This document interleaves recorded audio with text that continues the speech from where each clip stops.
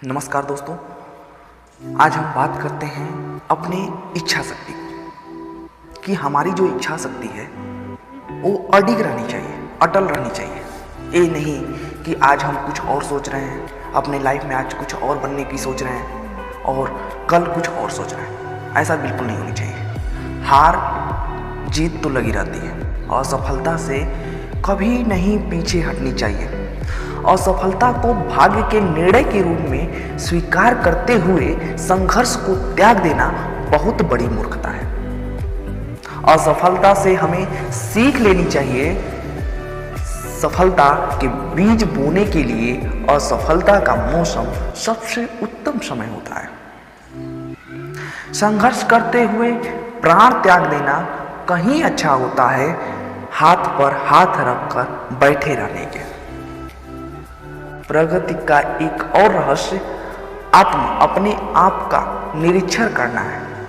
अपने आप को समय समय अनुसार निरीक्षण करते रहिए कि क्या मैं सही मार्ग पे चल रहा हूँ। अपने आप से निरीक्षण करना एकमात्र वह दर्पण है, एकमात्र वह आईना है जिसमें आप अपने मन की उन गहराइयों में झांक सकते हैं जो छिपी रह जाती हैं। सफलता हासिल करने के लिए हमें सबसे पहले अपनी अच्छी एवं बुरी जो आदतें हैं उनको ढूंढना चाहिए।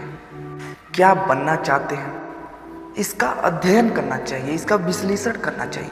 आपने जीवन का ध्येय क्या है, अपने जीवन का लक्ष्य क्या है, इसके संबंध में उचित निर्णय लेना चाहिए।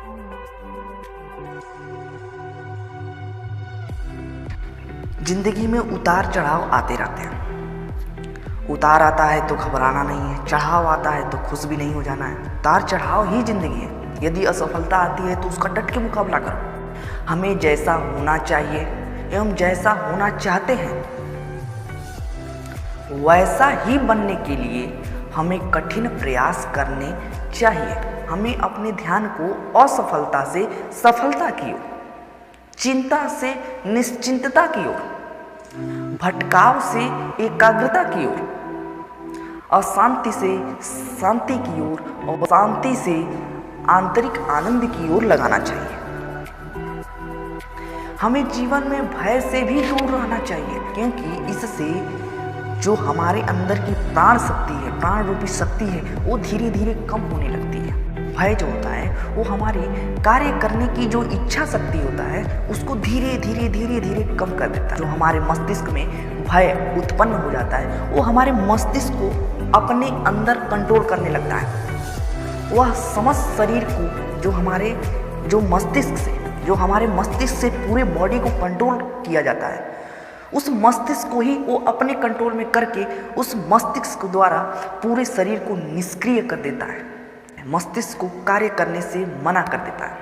इसलिए हमें भय से बिल्कुल दूर होना चाहिए। यदि हमें भय से बचना है तो हमें एकाग्रता का अभ्यास करना चाहिए। जब हम अपने अंदर की चेतना को, अपने अंदर की सोच को, अपने अंदर की जो सोच रूपी शक्ति है उसको एकाग्र कर लेंगे तो हमें भय नहीं सताएगा। तब साहस और विश्वास द्वारा प्रत्येक बाधाओं पर विजय प्राप्त की जा सकती है। अटल इच्छा शक्ति का अर्थ यही होता है कि जब तक हम अपने जो हमने चाहा है उसको यदि हम पूरा नहीं करें तब तक हम उस काम को करने में क्रियाशील रहें। ये नहीं कि आज हम असफल हो गए किसी चीज़ को लेके तो काम करना छोड़ दें, मेहनत करना छोड़ दें। ऐसा नहीं होना चाहिए।